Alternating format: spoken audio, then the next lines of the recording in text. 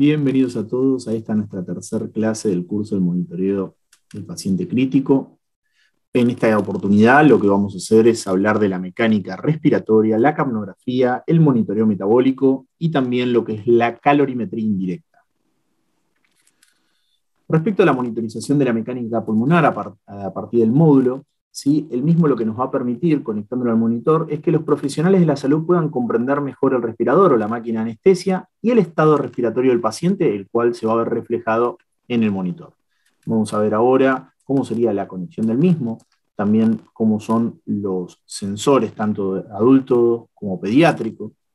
Vamos a ver una pequeña conexión, en este caso una máquina de anestesia y cómo va colocado hacia el paciente. Y algo importante a tener en cuenta es que el mismo es apto para pacientes adultos, pediátricos y neonatos. También realiza monitorización continua y no invasiva de los parámetros de espirometría y realiza detección y alerta ante cualquier cambio en la vía aérea del paciente. Vamos a ver lo que nos muestra la forma de la onda de flujo, tal como podemos ver ahora en pantalla. También nos muestra la forma de onda de presión y también la de volumen. Vamos a ver ahora este pequeño video. Para dar de alta las ondas del módulo de mecánica respiratoria vamos a dirigirnos hacia lo que es ajuste de pantalla. En cualquiera de estos lugares vacíos vamos a hacer clic, ¿sí? Y vamos a ver donde dice MR, que es el módulo de mecánica respiratoria, y vamos a ir activando cada una de sus curvas para poder representarlas en el monitor. Es indistinto el orden. ¿Sí? Ahí tengo las tres, nos las va a representar en la pantalla principal, ¿sí? Junto con sus parámetros que se encuentran hacia la derecha. Les pido que hagan clic en caso de que estén con el monitor, si no, en este caso lo voy a hacer yo, para que se despliegue el menú, donde vamos a ver que tenemos, al igual que en cualquiera de los otros parámetros que venimos censando, ¿sí? Vamos a tener las alarmas con sus límites altos y bajos, sus rangos de prioridad. Después tenemos los ajustes, ahí si ven y recuerdan la primera clase cuando hablamos el origen de la frecuencia respiratoria, podía ser tanto las derivaciones del electrocardiograma, ya sea la 1 o la 2, que por default siempre está programado así, o también podíamos seleccionar el módulo de capnografía o el de mecánica respiratoria en este caso, para que de ahí se represente la frecuencia respiratoria. Después tenemos también lo que es la selección de parámetros, ¿sí? De volumen, flujo, presión. Y, por ejemplo, yo voy a hacer clic en flujo y ahí donde dice DES puedo tocar y seleccionar cualquiera de los otros parámetros. Por otro lado, vamos a salir, vamos a ir al borde inferior izquierdo de la pantalla donde dice más y van a ver que el tercer ítem dice bucles. ¿Sí? Desde ahí vamos a poder hacer la representación de los distintos bucles. En este caso está puesto volumen, presión, pero yo lo puedo cambiar haciendo clic en esa tecla que está en el borde inferior izquierdo y puedo seleccionar cualquiera de las otras, ¿sí? En este caso, volumen, flujo.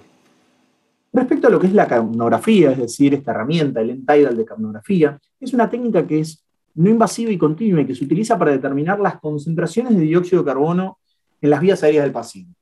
En los últimos tiempos ha tenido grandes avances a nivel de lo que es la terapia intensiva y se utiliza cada vez más en todos los pacientes que están ventilados mecánicamente. Además, es reconocida cada vez más. ¿Por qué? Porque lo que nos aporta es información rica sobre la fisiología pulmonar, proporciona información muy valiosa en cuanto a las enfermedades y los tratamientos. Después también es útil en casos de embolia pulmonar, enfermedades obstructivas pulmonares, cambios metabólicos, también para lo que es la monitorización de la calidad de la reanimación cardiopulmonar durante el paro cardíaco o la capacidad de respuesta de líquidos en pacientes bajo estado de shock, entre otras cosas. Respecto a lo que es el end-tidal de capnografía, lo podemos medir a partir de distintos módulos, como el Artema SideStream, el Oridium MicroStream, y también lo que es la capnografía central a partir del módulo de Mainstream. Respecto a una pequeña comparación entre Mainstream y SideStream, ¿sí? La capnografía Mainstream lo que utiliza es un sensor de luz infrarroja que se ubica proximamente al paciente, es decir, más cerca al paciente, entre lo que es el tubo traqueal y la pieza ni, como podemos verlo ahí en la imagen. Por lo tanto, va a permitir un análisis rápido y preciso de la concentración del dióxido de carbono del gas exhalado. En cambio, la capnografía SideStream lo que hace es analizar la muestra del gas a distancia del paciente. Por lo tanto, como un pequeño inconveniente que va a presentar es un tiempo de respuesta total un poco más prolongado, la aparición de la mezcla axial y un caudal de aspiración variable. Sin embargo, también se utiliza de forma fácil y va a permitir la monitorización de otros gases.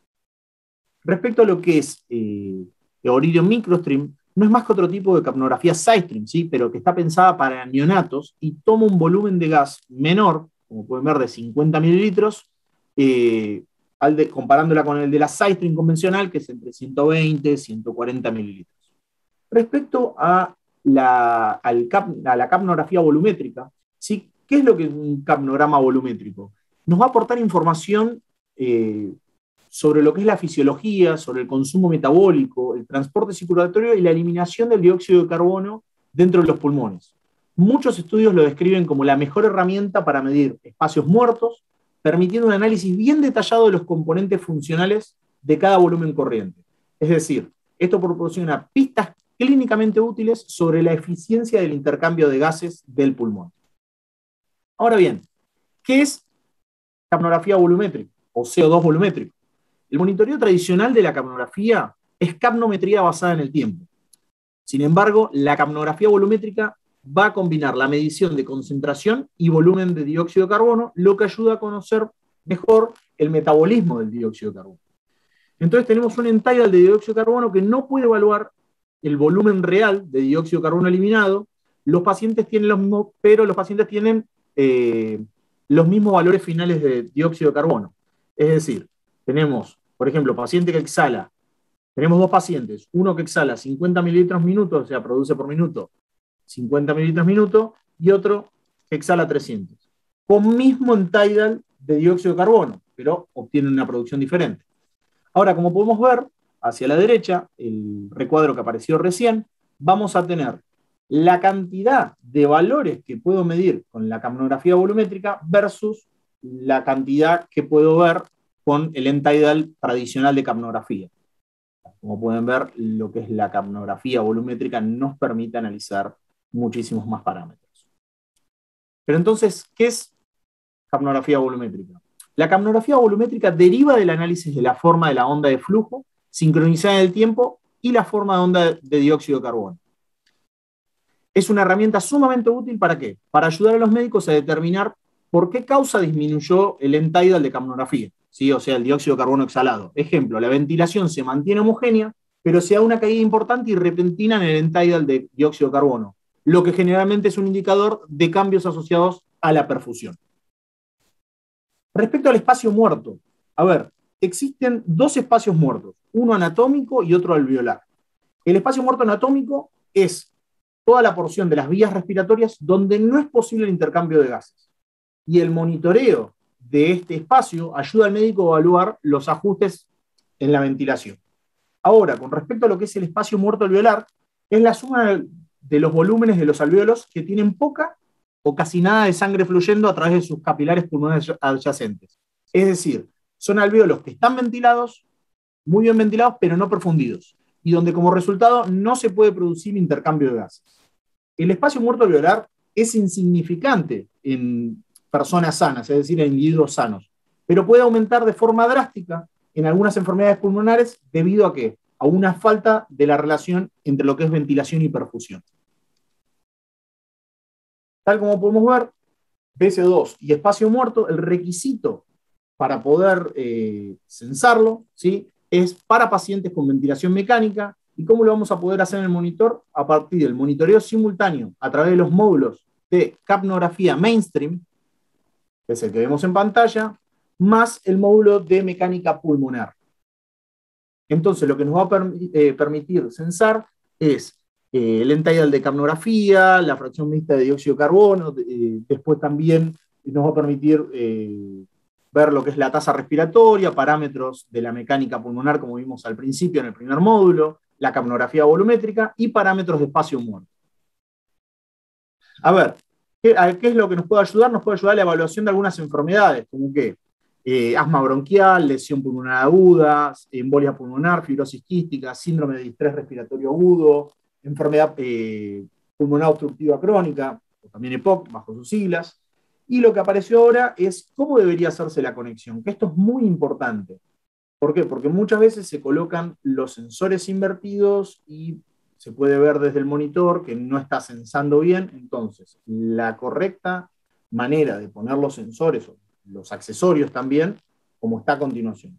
Primero, obviamente, está el paciente, el accesorio el accesorio de lo que es la mecánica pulmonar, luego sí ponemos el accesorio de lo que es la capnografía, ¿sí? Y después ponemos el ventilador. Esa es la manera en la que va. Y siempre recuerden con los cables de los sensores hacia arriba. Una vez colocados en nuestro monitor los módulos de mecánica respiratoria y el módulo de capnografía mainstream, nos vamos a dirigir a la parte inferior izquierda donde dice más, vamos a localizar los bucles, esperamos a que se despliegue la pantalla y luego en la parte inferior izquierda del menú de bucles vamos a localizar lo que es la capnografía volumétrica.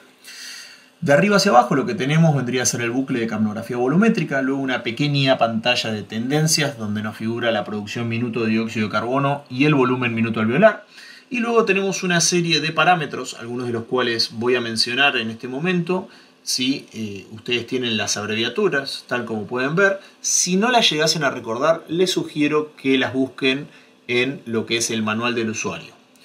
Por ejemplo, tenemos lo que es Slope CO2, que es la pendiente de meseta alveolar, la FeCO2, que es la concentración mixta de dióxido de carbono expirado. Luego en azul podemos ver lo que sería el volumen minuto alveolar y el volumen tidal alveolar. Y ya en blanco, sí, en la primera columna de arriba hacia abajo tenemos lo que son los espacios muertos, tanto el de la vía aérea, después tenemos el alveolar y el fisiológico. A la derecha figura la relación entre estos espacios muertos dividido lo que sería el volumen tidal alveolar, ¿sí?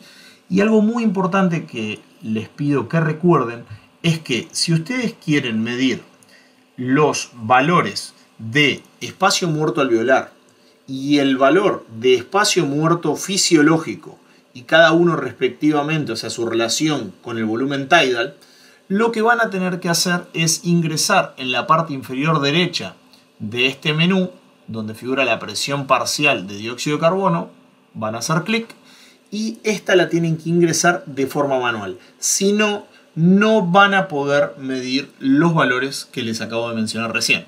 Es decir, repetimos, lo que es el espacio muerto alveolar y su relación con el volumen tidal y el espacio muerto fisiológico y su relación también con el volumen tidal. Vamos a ver también un poco lo que es el monitoreo metabólico, donde también veremos los métodos de medición, método de monitoreo metabólico de Minray, en eso vamos a hacer especial hincapié, y los beneficios que aporta el monitoreo metabólico. Ahora bien, ¿qué es el monitoreo metabólico? A ver, es la medición del estado metabólico que se refleja en el intercambio de gases respiratorios respecto de la producción energética. Si recuerdan bien, lo escucharon alguna vez, o sea, lo que tiene que ver con el ciclo de Krebs y la oxidación a nivel celular.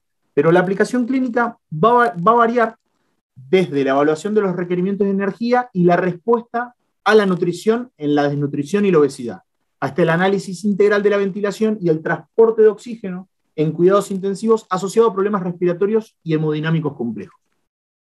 Existen dos tipos de calorimetrías. Tenemos la calorimetría directa y también la indirecta. Allá a principios del siglo XX, Benedict y Atwater demostraron que la calorimetría en los seres humanos se podía determinar de forma indirecta midiendo el intercambio de los gases respiratorios y calculando la producción de calor que correspondía a partir del contenido energético de los nutrientes, es decir, correspondiente a partir del contenido energético de los nutrientes, disculpen. Respecto a lo que son los métodos de medición, tenemos calorimetría indirecta, fórmulas de Harris-Benedict y la calorimetría indirecta en la que vamos a hacer especialmente hincapié hoy. Respecto a la directa, esta lo que hace es mide directamente el calor total en unidad de tiempo del paciente respecto al entorno, ¿sí? Es bastante difícil de operar. Después, respecto a la fórmula de Harris-Benedict, calcula el calor total según el peso, la altura y la edad de la persona. No son adecuadas estas fórmulas para pacientes intensivos, entonces no necesitaría sirviendo en el caso de un paciente crítico en unidad de terapia intensiva. Respecto a lo que es la calorimetría indirecta, que en esta es la que vamos a frenar un poco y hacer especial hincapié, utiliza el intercambio de gases respiratorios, es no invasiva, continua y más precisa que las fórmulas de estimación. Entonces, la fórmula de Harris-Benedict, por ejemplo, es para personas sanas, ¿sí? Como para hacer un pequeño repaso, mientras que los pacientes de UCI tienen un metabolismo anormal. Entonces sí o sí nos tenemos que basar en lo que sería la calorimetría indirecta. Entonces, la hipertermia trae, por ejemplo, trae hipermetabolismo. Un ejemplo fácil es que más 1 grado centígrado en uno de estos pacientes internados en la unidad de terapia intensiva va a aumentar el consumo energético entre un 10 y un 15%, para que tengamos en cuenta. Y en la UCI, aproximadamente el 50% de los pacientes se encuentran con déficit nutricional o hipernutridos. Es decir, que la calorimetría indirecta es una herramienta que podría ser un excelente aliado a la hora de estar monitorizando un paciente crítico. Ahora bien, el método, mejor dicho, perdonen, de calorimetría indirecta, se han desarrollado 2 técnicas diferentes. Una, que es la de circuito cerrado, y la otra, la de circuito abierto. La de circuito cerrado, ¿sí? El paciente respira de una mezcla de gas cerrada, que puede ser oxígeno puro, o una mezcla de aire y oxígeno. Entonces, ¿qué es lo que ocurre aquí? El dióxido de carbono y el agua de los gases expiratorios se eliminan, pero el mismo gas se va a utilizar para inspiraciones posteriores. Se agrega oxígeno a este circuito para mantener el contenido de oxígeno original. Ahora, con respecto a lo que es el circuito abierto, se recogen los gases expirados, ¿sí? Y se mide el volumen o el flujo de gas y se analizan las concentraciones inspiratorias y expiratorias de oxígeno y dióxido de carbono, ¿sí? A ver, el circuito abierto frente al circuito cerrado, la técnica del circuito abierto solo necesita un circuito de respiración simple y es una insensibilidad a los cambios en el volumen pulmonar, como para que se entienda. Respecto a los sistemas de calorimetría indirecta, ¿qué es lo que miden? Miden consumo de oxígeno y producción de dióxido de carbono. Y todo esto, o sea, esta medición, gracias a qué se realiza, toda esta medición se realiza gracias a la concentración de oxígeno y dióxido de carbono en el aire expirado, y también, o sea, como para tener en cuenta y poder entenderlo, los sistemas de calorimetría indirecta van a medir el consumo de oxígeno y la producción de dióxido de carbono durante el reposo y el ejercicio. Y esto se va a realizar, como decíamos, gracias a la concentración de estos gases, o sea, del oxígeno y el dióxido de carbono en aire expirado, y al volumen de aire expirado o también inspirado. La calorimetría indirecta tiene ciertos requisitos como para poder medirla en el monitor. El primero, como también hemos visto antes, es que es para pacientes con ventilación mecánica. El segundo, que para poder monitorearla de forma simultánea, se tiene que hacer medición con módulos de capnografía, SideStream con oxígeno paramagnético, o bien un analizador de gases más oxígeno paramagnético, o sea que tiene que traer dentro del módulo oxígeno paramagnético y mecánica ventilatoria. Es decir, de los 2 módulos que estamos viendo al principio, es SideStream con oxígeno paramagnético o analizador de gases con oxígeno paramagnético, más módulo de mecánica ventilatoria. Entonces, ¿qué es lo que vamos a tener? En tidal de dióxido de carbono, fracción inspirada del mismo, tasa respiratoria, parámetros, vamos a obtener también de lo que es el módulo de mecánica ventilatoria, de CO2, vamos a obtener parámetros metabólicos, y esa sería la forma correcta en la cual se coloca. También tenemos que hacer un pequeño hincapié en esto y chequear cómo se colocan los accesorios, ¿sí? Siempre va al paciente, después va el accesorio de la mecánica ventilatoria, luego el de la capnografía y luego el ventilador, sí, o respirador.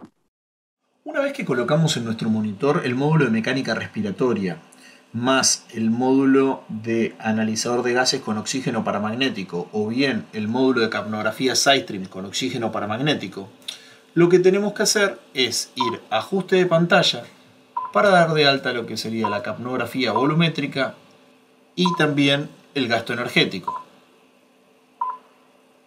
Si no, no vamos a poder tener habilitados los parámetros metabólicos. Como vemos en el margen inferior izquierdo de la pantalla ya nos aparecieron ciertos parámetros, ¿sí? Que ahora vamos a ver. ¿Cuáles son? Los que están en amarillo hacen referencia a la producción de dióxido de carbono por respiración y a la producción minuto de dióxido de carbono, mientras que los que están en verde es el consumo de oxígeno por respiración y luego inmediatamente por debajo se encuentra lo que es el consumo minuto de oxígeno, ¿sí? Luego hacia la derecha tenemos esas siglas EE, que es gasto energético, que está expresado en kilocalorías día, y esto es la relación que existe entre el consumo de energía y la energía que necesita el organismo. Si nos fijamos un poquitito más hacia la derecha, tenemos ese valor expresado que es 1709, es decir, este paciente, al cual estamos monitorizando, precisaría 1709 kilocalorías día. Por otro lado, a la izquierda de este número, tenemos unas siglas que son CR, que se refiere al cociente respiratorio. ¿Qué es el cociente respiratorio? Es la relación que existe entre la producción del dióxido de carbono y el consumo de oxígeno. Ahora bien, con respecto a los beneficios del monitoreo metabólico, ¿para qué nos sirve? Para seguimiento de los cambios metabólicos del paciente, porque por el hipermetabolismo de causas graves y reacciones en la sepsis se detectan fácilmente gracias al monitoreo metabólico. Después proporciona también indicaciones claras de tratamiento, es decir, ayuda a definir el suficiente aporte de oxígeno y además me orienta para la configuración de la ventilación mecánica. Y por otro lado, ayuda en el destete y la extubación del paciente. El cambio en el volumen de dióxido de carbono en las pruebas de destete indica el trabajo de la respiración. Bueno, esto fue todo en nuestra tercera clase del curso de monitoreo del paciente crítico. Los espero en la siguiente clase, que va a ser nuestra cuarta y última clase. Muchas gracias.